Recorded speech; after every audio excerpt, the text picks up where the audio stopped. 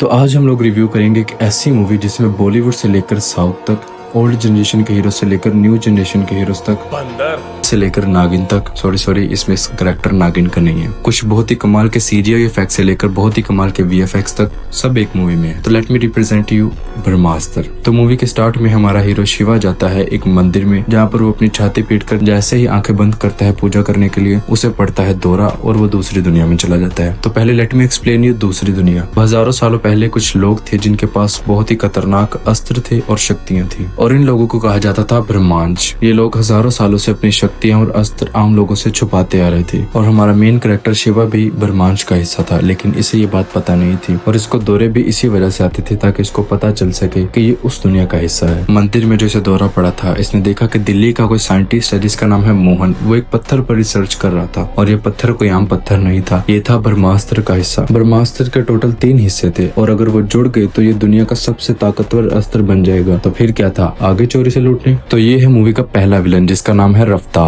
अब जैसे ही मोहन इसको अपना इंट्रोडक्शन करवा रहा था तो पीछे से आ जाता है दूसरा विलन जिसका नाम था जोर। अब इतनी कीमती चीज मोहन भाई इनको ऐसे ही थोड़ी दे देंगे। अरे ये क्या दे दी?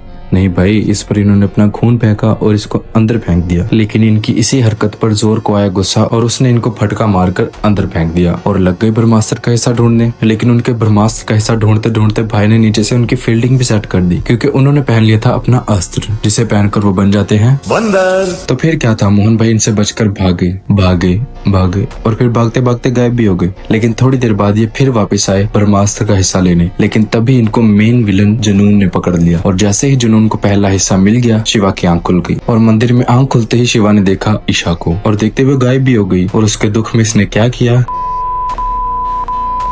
एनीवेज, पैशन से हमारा शिवा एक डीजे था, और जैसे ही वो अपना नेक्स्ट डे का शो कंप्लीट करके आ रहा था, उसने फिर से देखा ईशा को। तो फिर क्या था, भाग गया उसके पीछे। अब शिवा अपनी जान पर खेलकर इसे मिलने गया, और इसका क्रिंज क्वेश्चन देखो जरा। कौन हो तुम?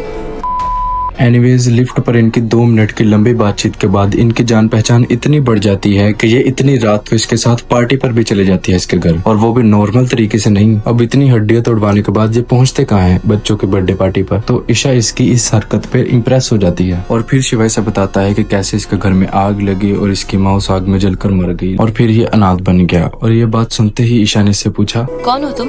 और फिर ईशा के साथ बैठे बैठे इसको फिर से दौरा पड़ता है, और वो देखता है कि जुनून मोहन से पूछ रही है कि ब्रह्मास्त्र के बाकी दोनों हिस्से कहाँ पर है, जिसमें से एक हिस्से के बारे में मोहन इसे बता भी देता है कि वो इसके दोस्त अनीश के पास है, लेकिन दूसरे हिस्से का बताने से पहले ही वो अपनी जान दे देता है। अबे भाई, अगर जान देनी ही थी तो पहले दे देता, पहले हिस्से का भी क्यों बताया। तो अगले दिन शिवा पहुंचता है फिर से उसी मंदिर में, जहाँ पर वो देखता है एक न्यूज़पेपर जिसमें मोहन की डेथ की खबर थी, जो देखकर इसे बिल्कुल यकीन नहीं आता। तो ये इंटरनेट पर सर्च करने लग जाता है, और वो न्यूज इसे मिल भी जाती है, और ये बिल्कुल हैरान जाता है कि जो कुछ इसे दिख रहा है वो कोई सपना नहीं बल्कि हकीकत है। और ये सब देखने के बाद जैसे ही वो पीछे देखता है, उसे फिर दिखती है ईशा, और फिर ये ईशा को बताता है कि कैसे इसे दौरे पड़ते हैं, ये क्या क्या देखता है, और फिर ये उसे बोलता है कि उनका अगला टारगेट है अनीश, और उसे बचाने की जिम्मेदारी इसकी है। अब पता नहीं कैसे इसकी है, पर इसने बोल दिया तो मान लेते हैं। अब जैसे ही ईशा ये सुनती है, वो बोलती है कि मैं भी साथ चलूंगी। तो ये चल पड़ते हैं अनीश की जान बचाने। हाँ देखो, ये जान बचाई जा रही है। एनीवेज, जैसे ही गाना खत्म होता है तो शिवा करता है ईशा के हाथ पर किस, और किस करते ही शिवा भाई के अंदर की आग जाग पड़ती है। अब ईशा ये देखकर बिल्कुल चौंक जाती है, और शिवा से बताता है कि उसे बचपन से ही आग से कुछ नहीं होता, जिसका साफ मतलब है कि अपने शिवा के अंदर आग की शक्ति है। अब ये दोनों इसी टॉपिक पर बहस कर ही रहे थे कि इनके पास से गुजरते हैं तीनों किलर्स। अब शिवा ये देखकर बिल्कुल डर जाता है, और ये दोनों चले जाते हैं अनीश को ढूंढने। जैसे ही अनीश इनको मिलता है तो शिवा इसे बोलता है कि सर, आपकी जान खतरे में है और आपको हमारे साथ चलना होगा, और वो तैयार भी हो जाता है। लेकिन नीचे से रफ्तार ईशा को फोन पर बात करते हुए देख लेता है, और वो इसे मारने की कोशिश करता है, लेकिन शिवा इसे आकर बचा लेता है, और फिर इनकी थोड़ी देर लड़ाई होती है। लेकिन रफ्तार के पास थी गन, तो इसने कर दे शिवा को शूट, लेकिन गोली शिवा को लगने के बजाय अनीश को लग जाती है। हाँ, क्योंकि वो गोली के आगे आ गया था। लेकिन अनीश अभी मरा नहीं था, क्योंकि उसने पहना था उसका अस्त्र जो कि उसकी जान बचा लेता है। तो अनीश भाई जल्दी से उठकर रफ्तार को एक ही मुक्के से ढेर कर देते हैं, लेकिन तभी वहाँ पर जुनून और जोर भी आ जाता है। तो अनीश भाई अपना मुक्का घुमाकर नीचे मारता है, और वो लोग जमीन के नीचे चले जाते हैं, जहाँ से वो भाग जाते हैं। अब उन लोगों को जाना था आश्रम, जहाँ पर ब्रह्मांश के गुरु रहते जाते हैं ताकि ये उनको ये सब बता सके और उनको ब्रह्मास्त्र का हिस्सा दे सके। लेकिन तब ही रास्ते में शिवा को पड़ता है फिर से दौरा और वो देखता है कि किलर्स उनके पीछे ही हैं। तो अनीश उनको ब्रह्मास्त्र का हिस्सा देकर वहाँ से भेज देता है और खुद किलर से लड़ने के लिए रुक जाता है और वो अपनी शक्ति से उनके ट्रक को टक्कर मारता है, लेकिन जुनून अपने आप को कवर कर लेती है अपनी शक्ति से और अनीश दोनों किलर्स को लेकर खाई में गिर जाता है। लेकिन 2 किलर्स मरे हैं तो तीसरा शिवा और ईशा के पीछे है और वो साइंटिस्ट की पायल से इनके पीछे बहुत देर तक पड़ा रहा। लेकिन आखिर में शिवा और ईशा गाड़ी से निकल गए और रफ्तार को इन्होंने खाई में फेंक दिया और फिर वो पहुंचते हैं आश्रम, जहाँ पर ताला देखकर शिवा बिना किसी से पूछे अंदर घुस जाता है और लग जाता है ताला तोड़ने में। लेकिन तब ही पीछे से आ जाता है रफ्तार। अब जैसे ही रफ्तार ईशा के ऊपर जंप करता है उसे मारने के लिए, शिवा के अंदर की आग जाग जाती है और वो रफ्तार को अपनी आग से जलाकर राख कर देता है। अब ये देखकर ब्रह्मांश का गुरु भी बाहर आ जाता है, लेकिन शिवा तब तक बेहोश हो चुका था क्योंकि लाइफ में फर्स्ट टाइम उसने ऐसा कुछ एक्सपीरियंस किया था। और शिवा पूरे 3 दिन बेहोश रहता है और उन 3 दिनों में वो देखता है अपना पास्ट कि कैसे उसकी माँ आग में जलकर मर गई थी और वो बच गया था। और इन्हीं 3 दिनों में वो देखता है कि जुनून का भी कोई और गुरु है जो कि अभी पूरी तरह जिंदा नहीं है और उसे जिंदा करने के लिए इसे चाहिए ब्रह्मास्त्र। ये सब देखने के बाद जैसे ही शिवा के 3 दिन बाद आंख खुलती है वो बाहर जाता है और देखता है कि ब्रह्मांश के सारे मेंबर अपने अस्त्रों की पूजा कर रहे हैं। और जैसे वो बाहर जाता है तो वो फिर देखता है ईशा को और ईशा उसे साइड पर ले जाकर जैसे ही अपनी 3 दिनों की तड़प मिटाने लगती है तभी वहाँ पर और भी लोग आ जाते हैं। तभी ये निराश होकर जाते हैं गुरु के पास और गुरु शिवा को ऑफर करता है कि तुम भी हमारे साथ ब्रह्मांश में जुड़ जाओ क्योंकि तुम बहुत ताकतवर हो। लेकिन शिवा उनकी इस ऑफर को रिजेक्ट कर देता है। तो फिर गुरु जी से थोड़ा प्यार से समझाते हैं और ये मान जाता है। नहीं ऐसा नहीं होता, गुरुजी ने इसको ब्लैकमेल किया था कि अगर तुम हमारे साथ ना जुड़े तो मैं तुम्हें तुम्हारे माँ बाप की स्टोरी कभी भी नहीं बताऊंगा, क्योंकि गुरुजी को पता था कि शिवा के माँ बाप भी ब्रह्मांश का हिस्सा थे, इसलिए उसके अंदर ऐसी ताकत है। लेकिन शिवा था अनाथ तो वो अपने माँ बाप के नाम पर इनके पास रुक जाता है। और फिर गुरुजी ईशा को भेजते हैं शिवा का सामान लेने और फिर गुरुजी शिवा को बोलते हैं कि तुम्हें अपनी पावर एक्टिवेट करने के लिए अपना बटन ढूंढना होगा। और शिवा वहाँ पर देखता है कि हर बच्चे के अंदर ऐसी ऐसी ताकत थी कि जो हैरान कर देती है। बहुत कोशिशें करने के बाद भी शिवा को इसका बटन नहीं मिलता और गुरुजी इस बात पर निराश हो जाते हैं। वही दूसरी तरफ जुनून अपनी फौज तैयार कर रही थी और इसने पूरे गांव पर कब्जा कर लिया था ताकि ये आश्रम का पता ढूंढे और ब्रह्मास्त्र का हिस्सा इनसे ले सके। और ये सब शिवा अपनी इमेजिनेशन में देख रहा था। फिर रात का सपना हो और भाई को ईशा न दिखे, ये कौन सी बात है। और फिर इसे दिखती है ईशा, लेकिन ये कोई सपना नहीं था, यह हकीकत थी। और तभी वहाँ पर आ जाता है जोर ईशा से आश्रम का पता पूछने, लेकिन ईशा इसे कुछ बताए बिना भागती है और फिर जोर सबको मारता है। अब जैसे ही जोर इन लोगों को मारता है तो शिवा उठकर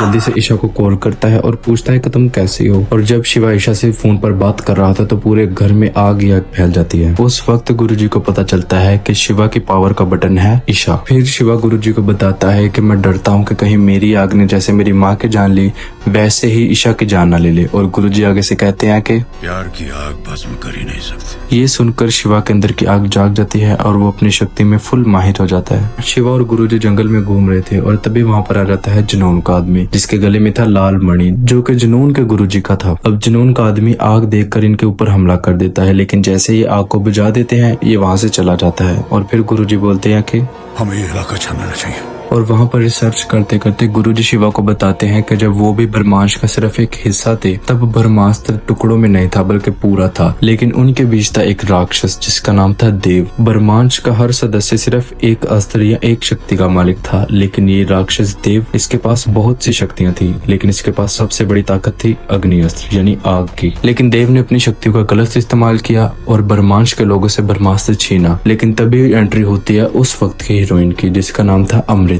उसने ब्रह्मास्त्र के लिए अपनी आखिरी लड़ाई लड़ी, ब्रह्मास्त्र को 3 टुकड़ों में तोड़कर अलग कर दिया और देव को उसने अपनी तरफ से हमेशा के लिए खत्म कर दिया। लेकिन ऐसा हुआ नहीं था। और उसी वक्त गुरुजी शिवा से कहते हैं कि देव और अमृता तुम्हारे माँ बाप थे। लेकिन शिवा को इस बात पर बिल्कुल यकीन नहीं आ रहा था। तो शिवा ने सोचा कि क्यों ना मैं ये लाल मणि पहन के देखूं कि मैं कहाँ जाता हूँ, कि मैं अपने बाप को देख सकता हूँ। तो उसने बिना कुछ सोचे समझे वो लाल मणि पहना और वो सीधा चला गया देव की दुनिया में। लेकिन जैसे ही उसने वो लाल मणि पहना जुनून ने उसके दिमाग को अपने काबू में कर लिया था। और जैसे ही जुनून को कुछ अजीब फील होता है वो शिवा की तरफ देखती है और ये लोग घबराकर शिवा को देखते हैं कि इसने क्या कर लिया। तो वो जल्दी से आकर इसके गले से लाल मणि उतारते हैं और यहाँ से भाग जाते हैं। लेकिन तब तक बहुत देर हो चुकी थी क्योंकि जुनून को इनके अड्डे का पता चल गया था। तभी शिवा देखता है कि ईशा भी वापस आ चुकी है और वो साथ लाती है उसकी माँ की आखिरी निशानी यानी शंख। ये शंख मायास्त्र जो सिर्फ अपने उस्ताद के खून से अपने असली रूप में आता है। और इस बात से साबित हो जाता है कि शिवा अमृता का ही बेटा था। और ये बात सुनते ही शुरू हो जाता है गाना।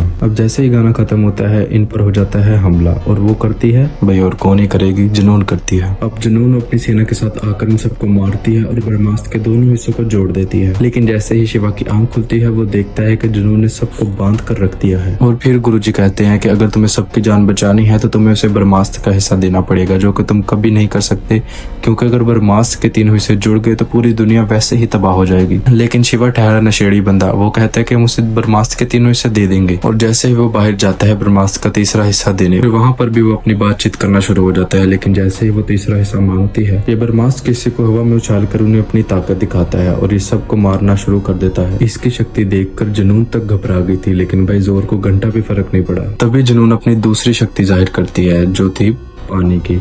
और तभी वहाँ पर बहुत तेज बारिश शुरू हो जाती है जिससे शिवा की शक्ति बिल्कुल खत्म हो जाती है। इतना सब होने के बाद भी भाई शिवा की अकड़ कम नहीं होती। ये देखो जरा उससे क्या कह रहे हैं। अब खेल खत्म।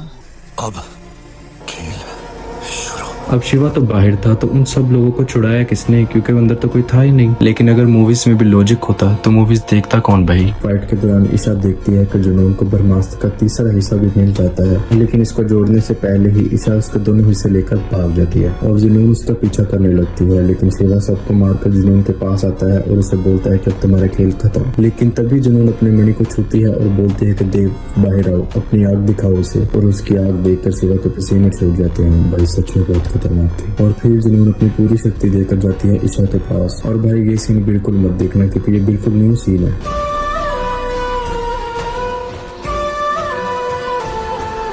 और फिर जैसे ही जुनून तीनों हिस्सों को जोड़ लेती है वो मर जाती है और मरकर खाई में गिर जाती है। तभी ब्रह्मास्त्र जाग उठता है और पूरी धरती खत्म होने लगती है। लेकिन अपना शिवा भाई प्यार के लिए ईशा के पास जाता है और अपनी जान देने को भी तैयार हो जाता है। लेकिन तभी उसके अंदर की शक्ति जागती है और वो ब्रह्मास्त्र को अपनी शक्ति से टच कर रोक देता है। और गुरुजी भी ये देखकर हैरान थे कि जिस चीज को पूरा ब्रह्मांड नहीं रोक सकता उसको अकेले शिवा ने अपनी ताकत से रोक लिया। और फिर इन लोगों को लगा कि सब कुछ ठीक हो गया है, लेकिन ऐसा नहीं था, क्योंकि जैसे ही जुनून ने तीनों हिस्से जोड़े थे उसी वक्त देव आजाद हो गया था। अब नेक्स्ट पार्ट इसका आएगा देव पर, जिसका मुझे बहुत बेसब्री से इंतजार। अब भाई पूरी मूवी नो डाउट बहुत अच्छी थी। हर चीज VFX CGI एक्टिंग भी ईशा को छोड़कर बाकी सबकी ठीक थी। लेकिन मुझे एक बात की समझ नहीं आई कि ईशा का घर बार कहाँ था, उसके माँ बाप कौन थे, वो कहाँ से थी। क्योंकि जैसे ही वो शिवा को मिलती है भाई वो अपना सब कुछ छोड़कर उसके साथ चल देती है। कुछ अता पता नहीं कि उसके माँ बाप ढूंढ रहे होंगे क्या है क्या नहीं, कहाँ से आई थी, कुछ पता नहीं, बस उसके साथ चल दी और सारी जिंदगी उसी के साथ रही। तो भाई ये थी कौन, कहाँ से आई थी, ये भी एक मिस्ट्री ही है। अब अगर तुम यहाँ तक आ गए हो तो सब्सक्राइब और लाइक जरूर कर देना।